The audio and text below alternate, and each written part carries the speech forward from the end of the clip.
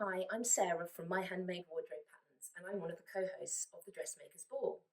The event a few weeks ago was absolutely phenomenal, and we were blown away by the talent that people expressed, showing great creativity in making their own dresses. I thought I'd take a moment today to run you through how I made my dress for the ball. So this is my dress for the ball. As a host, it's obviously really important for me to be comfortable. I want to be stylish. I want to feel modern and current. And my focus this year is to design with sustainability at the heart of my process.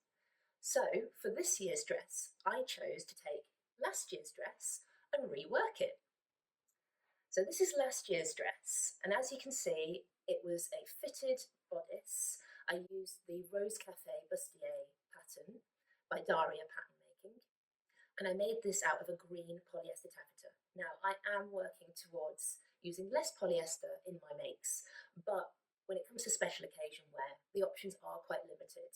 And I looked into using a silk, but unfortunately it was just beyond my budget. So in order to reduce my guilt a little, it made perfect sense to reuse last year's dress as a base for this year's dress. So last year, I made a two-piece bodice and skirt. The bodice I made was the Rose Cafe Bustier by Daria Pattern Making, and it is a fantastic pattern. I added to the cup, making a little bit more coverage on the bust, and I also added some seam lines to the bodice to create a kind of Vivienne Westwood couture-esque silhouette. Last year, I also added these lovely draped sleeves, and to make it flexible and to ensure that I was comfortable for the whole evening, I did a corseted back closure. I used a gold braid to create the back loops, and I made a tie out of self fabric. I finished off the look with gold jewellery. The skirt was a separate piece which I draped on the stand using a basic A-line skirt base, and then I draped fabric over the top, tacking it in place for where I wanted it to go. Just feeling where the silhouette was going and then pinning and tacking as I felt like it looked right. I loved wearing this dress. It was super comfortable being a two-piece, and I happily would have worn it again, but I just felt like more could be done to revive it for this year's ball. So for this year, I took the base bodice and stripped the skirt back to the basic A-line. It was a full-length skirt, all hemmed, ready to go, perfect. So on top of that, I overlaid a navy mesh, and this mesh has a gold spot on it.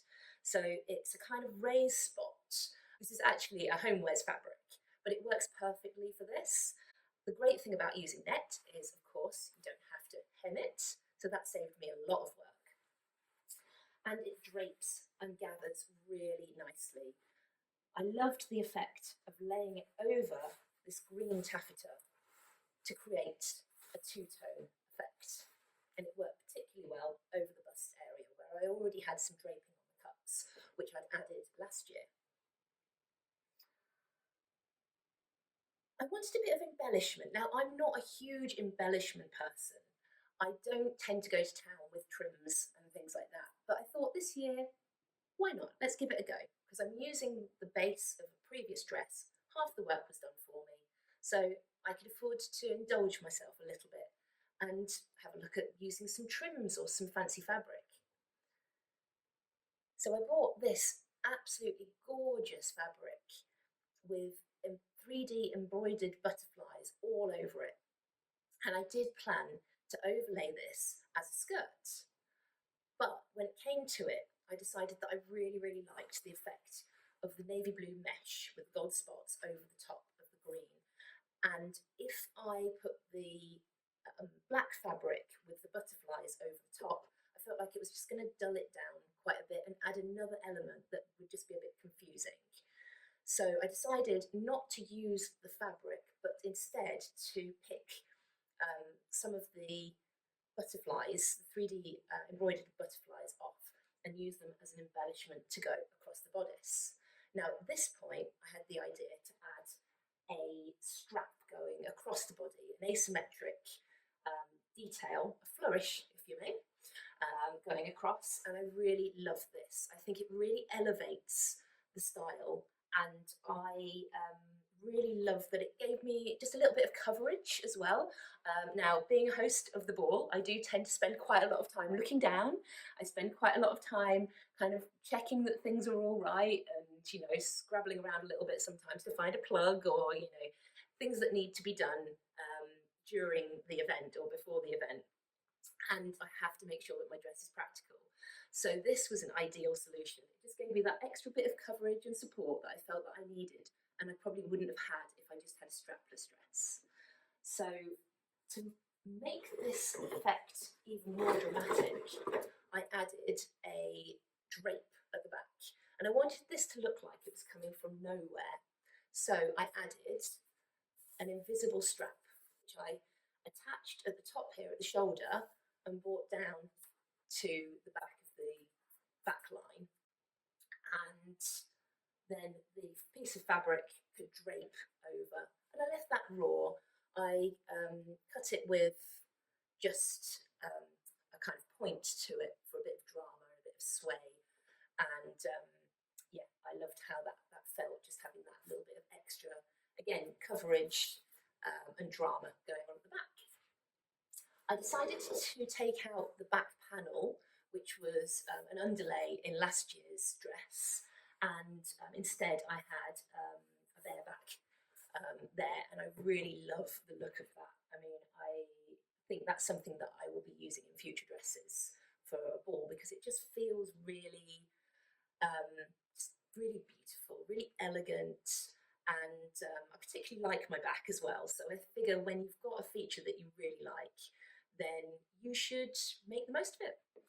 And then the last thing that I added to finish it off was actually a gift from my wonderful friend Julia, who's a milliner and has impeccable taste in trims. It was a navy blue silk ribbon. It was just the perfect finishing touch. So I added that around the waistband with a little popper so that I could get into the invisible zip.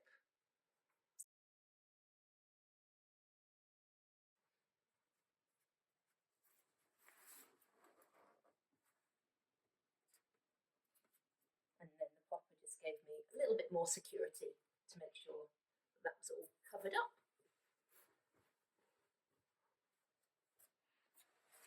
And that is my 2004 Dressmakers Ball dress. What will I come up with next year? Will it be a rework, or will it be something completely new? Make sure you stay tuned to find out. If you want to come to the Dressmakers Ball next year, we would love to have you as a guest. Tickets will go on sale next March, so make sure that you follow the Dressmakers Ball on Instagram for all the updates. If you've enjoyed this video, please like and subscribe. I'd love to have you back for more. And make sure that you sign up for my newsletter on my website.